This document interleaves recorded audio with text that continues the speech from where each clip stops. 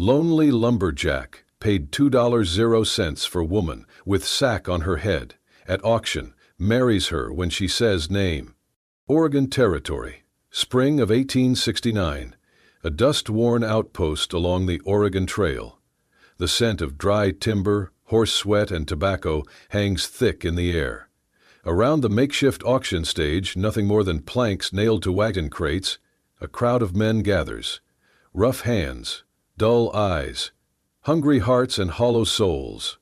The kind of place where even decency forgets to stop. A man with a faded blue vest and rusted deputy badge slams a wooden gavel onto the post. "All right, last one for the day," he bellows. "She ain't got no name, ain't shown her face, sack over the head since Missouri. Says she can work, says she'll obey. Starting bid, $2. Who's brave, or drunk, enough to marry the mystery?" Laughter breaks like a whip. "Maybe she's a witch under that thing," one man shouts. "Or a corpse," says another. "Might as well marry the damn sack." A few men spit into the dirt and turn away. Others stay to watch, nudging each other, waiting for someone foolish enough to raise a hand.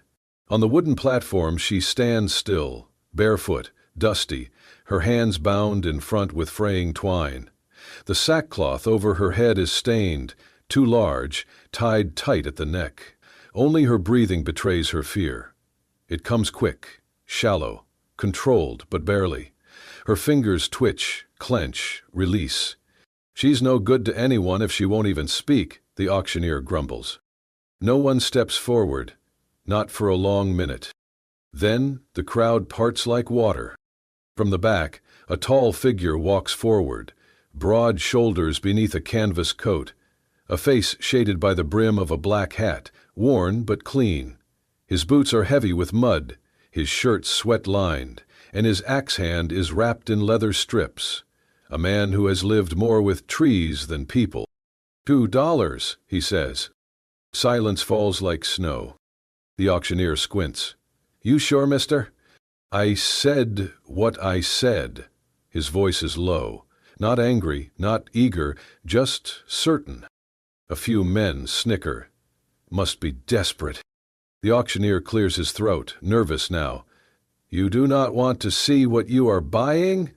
The man tilts his head toward the woman, still unmoving beneath the sack. "I ain't buying a face," he says quietly. "I am marrying a person." Even the wind stops. No one laughs this time. "Fame?" the auctioneer mutters. "Silas Boone." "Profession?" "Lumberman, Northridge." The auctioneer scribbles. "Fine. Let it be known that Mr. Silas Boone, resident of Oregon Territory, has entered lawful marital contract under the eyes of God and the witness of this court." He shoves the paper toward Silas, who signs without flinching. Then he turns to the woman. "You're now legally wed, miss. Say your name for the record." The sack shifts slightly, no sound at first. Then, very softly, so softly one has to lean forward to hear, the voice comes. "Annabelle Crow." Silas freezes. The crowd leans in. The auctioneer raises an eyebrow, but says nothing. Silas's eyes widen, just a flicker, then they harden again, fixed on the sack, on the voice that now echoes in his mind, 3 winters ago, in the snow, in the dark. A voice he never forgot, a name he never heard, until now. And suddenly, the forest silence, the bloody snow, the firelight in that frozen cave, it all rushes back. He steps off the platform slowly, takes the woman's arm, not roughly, not urgently, just firmly enough to say, "You are safe now." No one stops them as they walk away. Not a word from the crowd, just the creak of boots over planks, and the whisper of a name that still trembles between them. Annabelle Crow. The forest closed in around them as they walked, the trail narrowing to a thread of broken pine needles and packed earth. The light dimmed beneath the canopy, sun straining through the thick boughs like it too was unsure whether to come closer. Annabelle said nothing. The sackcloth still covered her head, drawn tight around her neck, the edges fluttering in the evening breeze. Once the wind caught it enough to tug sideways. She reached up instantly, adjusting it with both hands, keeping her face hidden. Silas Boone walked several paces ahead, leading the old mule that carried the few supplies they had been allowed from the outpost. He did not turn around, nor try to speak. He simply kept to the trail, every so often glancing toward the trees, as if listening for more than wind. The silence between them was not awkward. It was a silence carved from different kinds of survival. They reached the cabin before dusk. It was built from dark pine, not large but tight, strong, clean, set against a rise of earth that blocked the worst of the north wind. There was a stone chimney, a stack of wood beside the door, and a rusted horseshoe nailed above the frame. Silas reached the door, pushed it open with a creak, then stepped aside. "You pick where you stand," he said quietly. "No one's going to place you anymore." Annabelle stepped in slowly. Her movements were cautious but not weak. She did not remove the sack. Her steps made almost no sound across the smooth wooden floor. She did not sit at the table.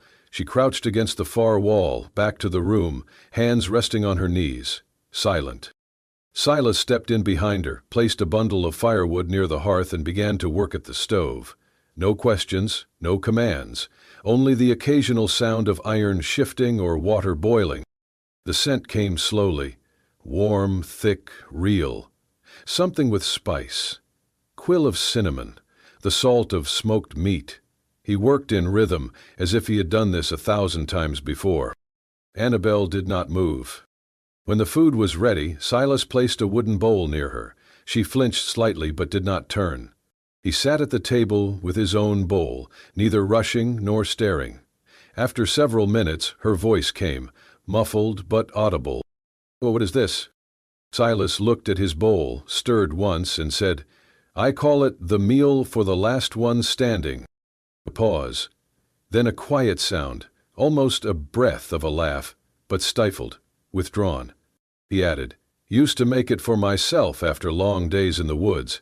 Then I started making 2 bowls, even when there was no one to eat the second." She turned her head slightly, enough to glance sideways beneath the hem of the sack. On the chair beside him sat a second bowl, identical, steam rising from it, no one else in the room. Silas gestured toward it. "I used to set it for my wife, after the war, after the trees took more than they gave, just a way to say, I came home alive again." He paused. "Now I set it for you, and for her." The silence held. The fire crackled. Annabelle reached for her bowl, slowly.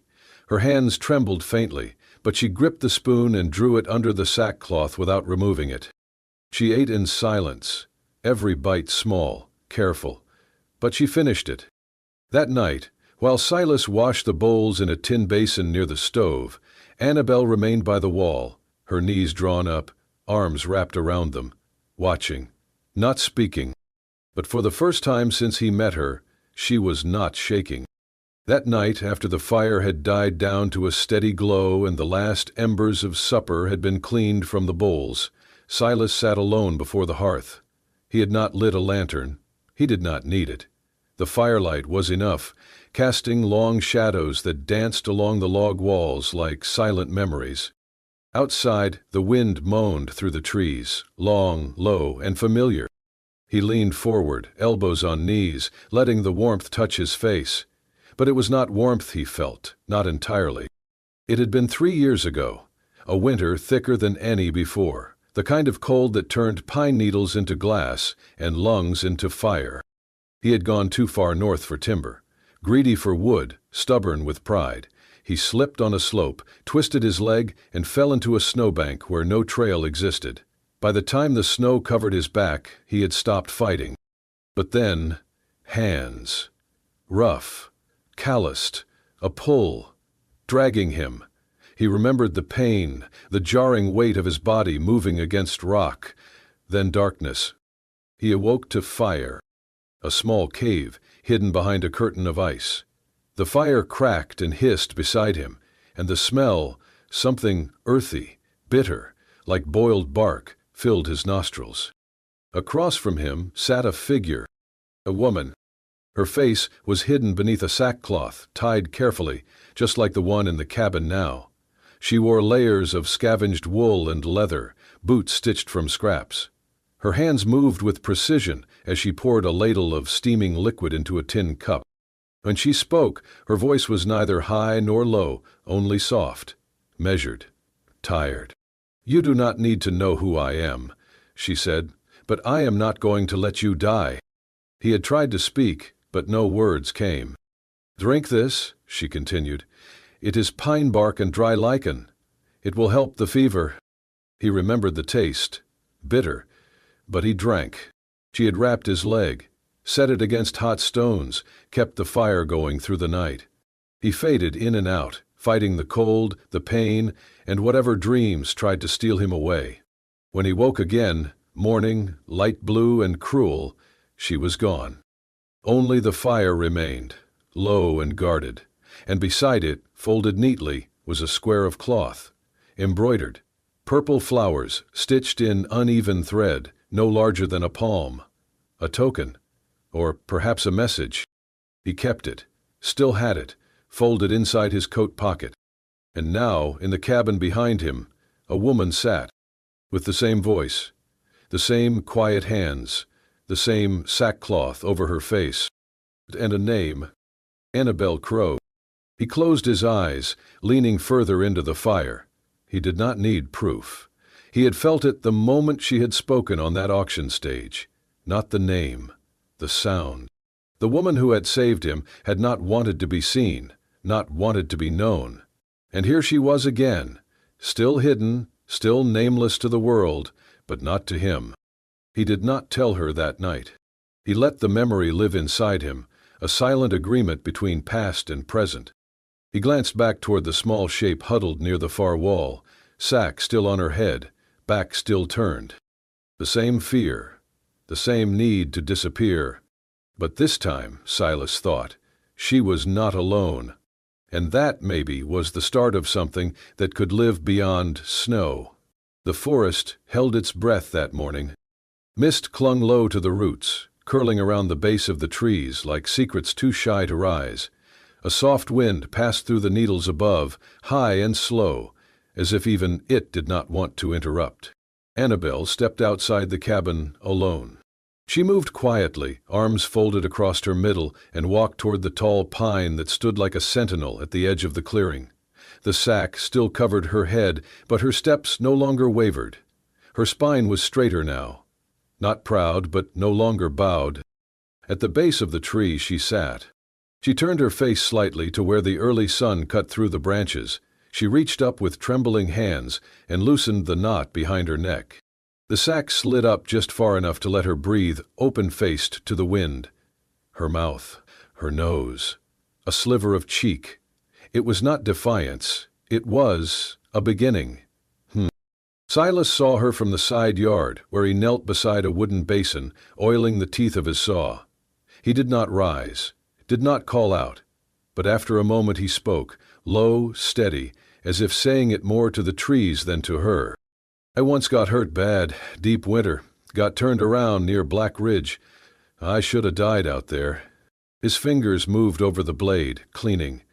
"But someone found me, pulled me into a cave, saved my life." Annabel did not turn. She wore a sack over her head, would not say her name, barely let me see her hands. He paused, but I remember her voice. He turned his head just slightly, not to face her directly, but to let his words carry fuller. "Your voice sounds just like hers." There was a stillness, and then a sound, the soft scratch of fabric sliding over skin.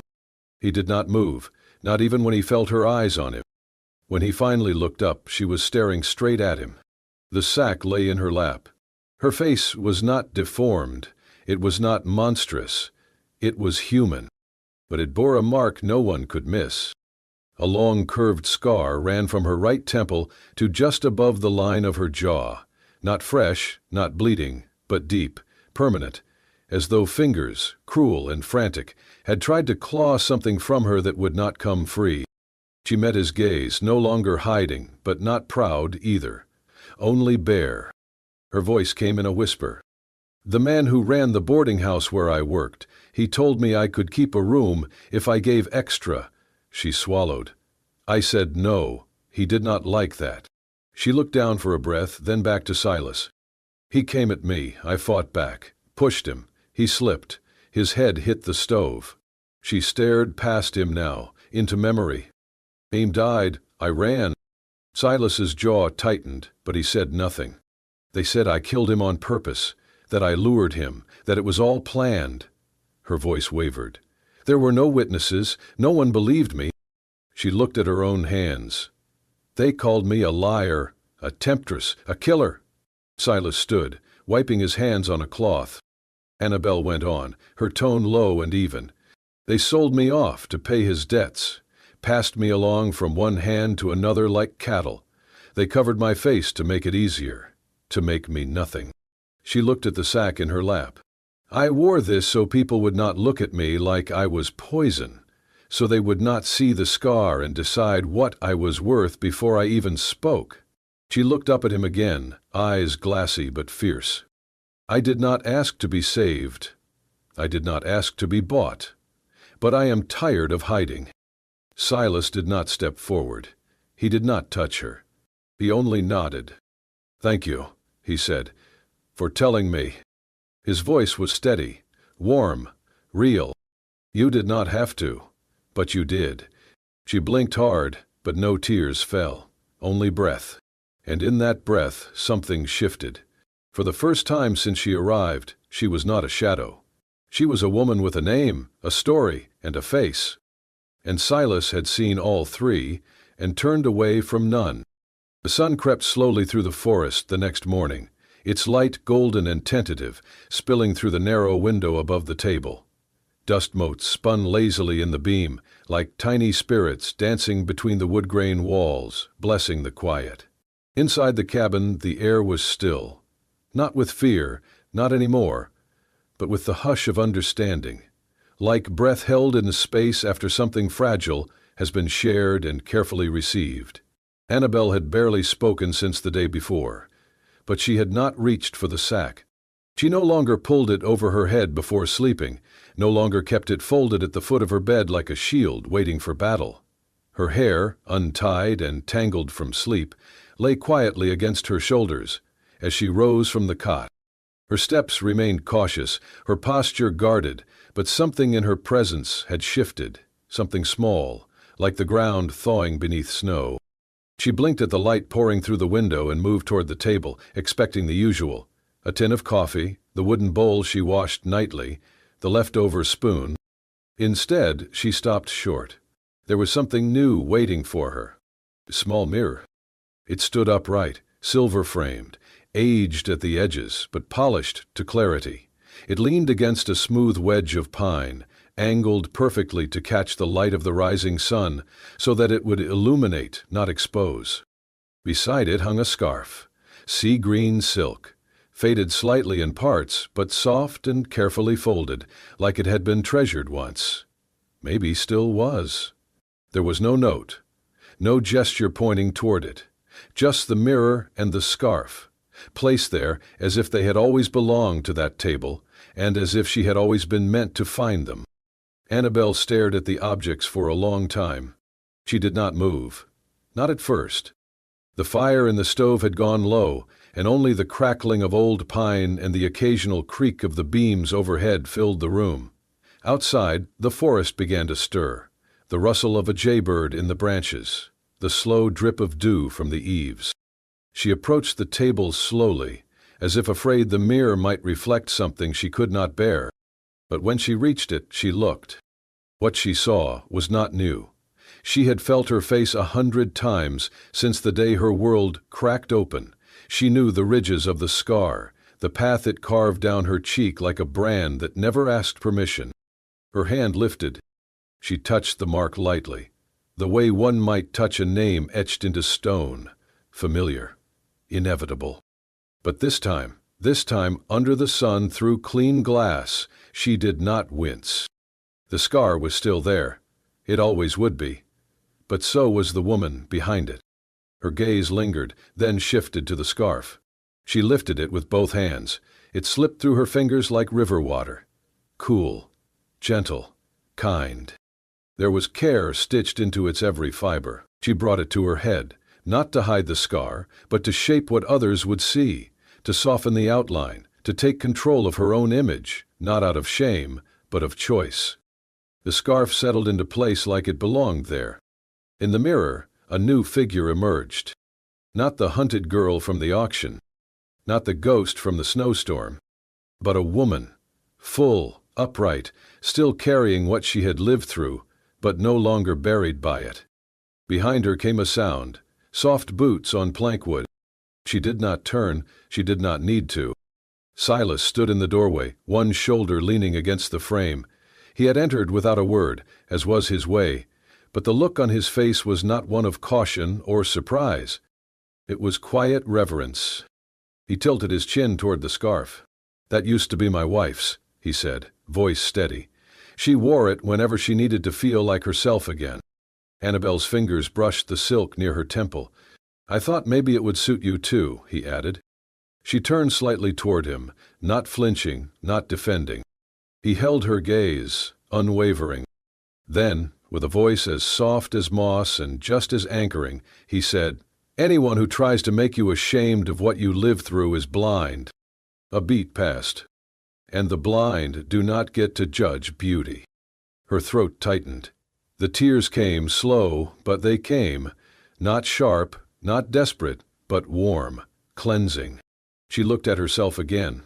Then, gently, she reached out and laid her palm flat against the mirror, meeting her reflection halfway. And for the first time in a very long time, Annabelle Crow let herself be seen. The piece they had carved in the woods did not last unchallenged. It never did, not in these parts. Trouble came on horseback, riding alone beneath a sky bruised with stormlight. The man was lean, long-legged, his duster torn from trail wind and mean miles. His eyes gray, sharp, merciless, cut through the saloon crowd like a blade through ripe hide. He called himself Cutter, and Cutter was no drifter. He was a bounty hunter, the kind who could read tracks like scripture and smell secrets under boots. Rumor had drifted from the southern trail, a girl with a scar, hiding in the hills, face once covered, now showing. Someone whispered she had blood on her hands and a lumberman for a shield. Cutter listened, and then he rode. By the time he reached the logging post near North Ridge, he was asking too many questions. He posed as a lost traveler, claimed he was seeking work with the timbermen, said he heard tell of a man named Boone who lived deep in the woods. Silas met him by chance near the supply shed. One look, and he knew. Not by the words. Cutter was polite, measured. But the way he scanned the tree line, the stillness in his stance, it was the stillness of a snake just before the strike. Later that evening, Silas returned to the cabin. His face was colder than the wind. "Heem is hunting you," he said simply. Annabelle did not speak at first. She stood by the stove stirring soup that had gone thin with memory. Her eyes were steady but far away. Then, without a word, she crossed the room, opened the wooden chest at the foot of the cot, and pulled out the old sackcloth, folded neatly, untouched since the morning she had shed it. She held it in her hands for a long time. "I will wear it again," she said quietly, "one more time." Silas looked at her. "You do not have to." Her eyes met his. "This time, I choose it. Not for shame, for strategy." They laid the plan together that night. Annabelle would ride east, through the old fire road, wearing the sack. Cutter would follow. He would not resist a girl alone, scarred and covered, a ghost reborn. Silas would take the mountain pass, ride Cross Ridge, and meet with the sheriff in town. If the plan worked, Cutter would follow her straight into the trap. And it did. At dawn, with the sky barely blushing, Annabelle mounted Silas's second horse and rode out, sack tight over her head, heart hammering. She did not tremble this time. She looked forward. By sundown, Cutter had taken the bait. He followed her deep into the eastern rocks, where Silas waited with the sheriff and 2 men from the Ridge Patrol. Cutter drew first, but not fast enough. He was disarmed, bound, and thrown over the back of his own horse, charged with unlawful pursuit, attempted assault, and intent to kill. Annabel watched it all from the hilltop, her form still hidden beneath the sack. Only once Cutter was gone did she ride down.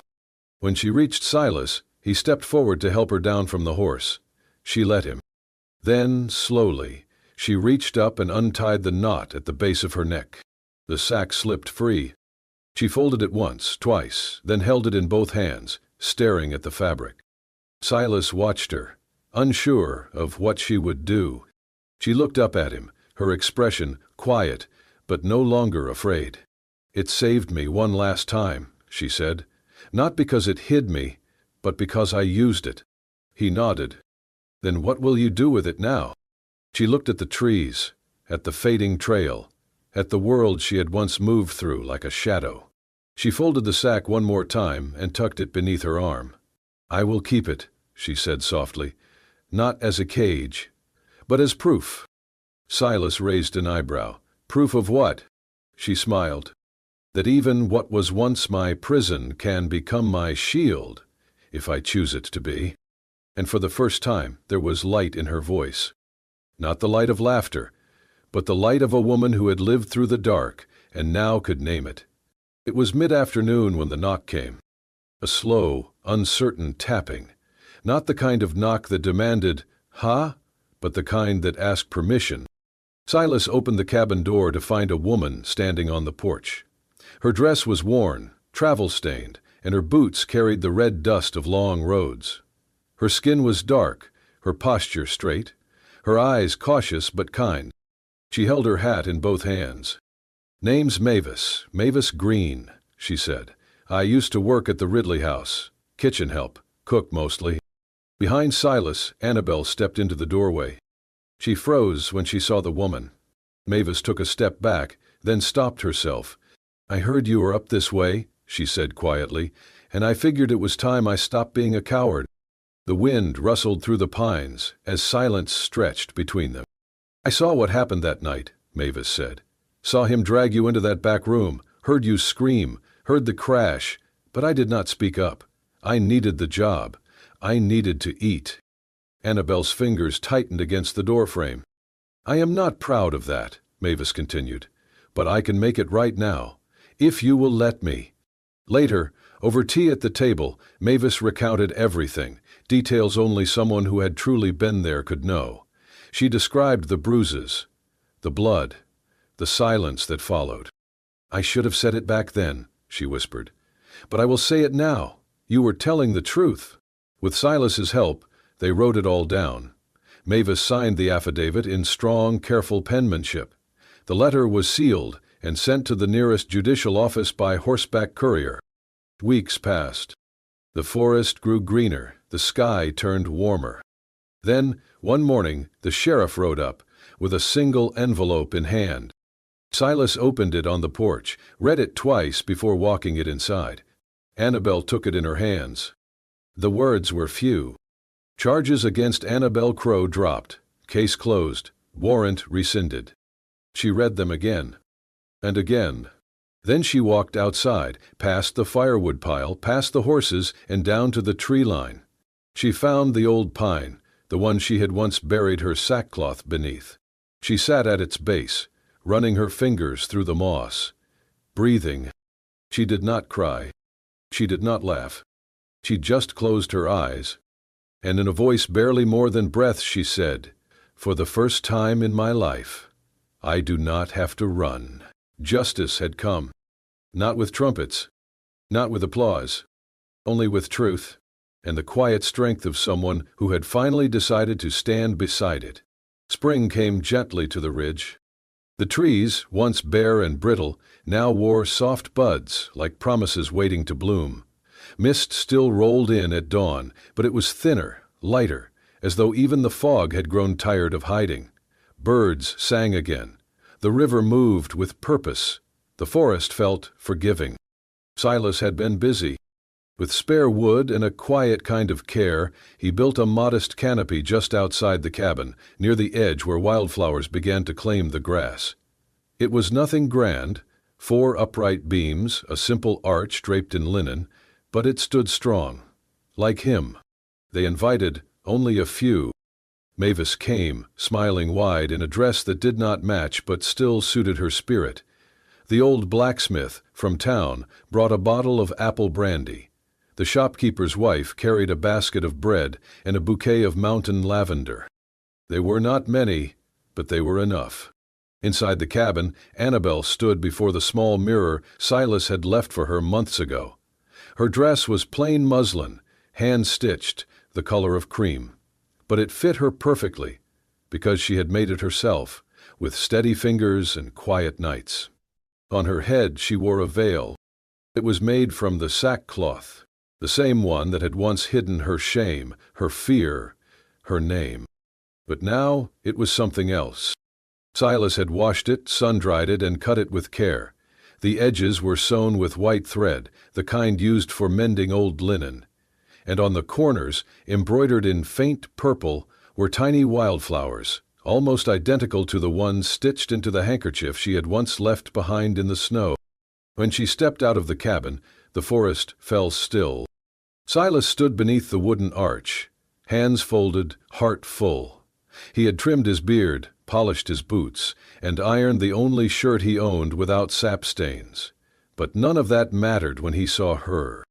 She moved slowly, like the earth had finally given her permission to be seen. And she was beautiful, not because the veil covered the scar, but because she had chosen to wear it again, on her terms. As she reached him, Silas took her hands. His voice was low, but every word was steady. "No matter what covered your face," he said, "you were always the woman I chose from the start." He paused, looking into her eyes.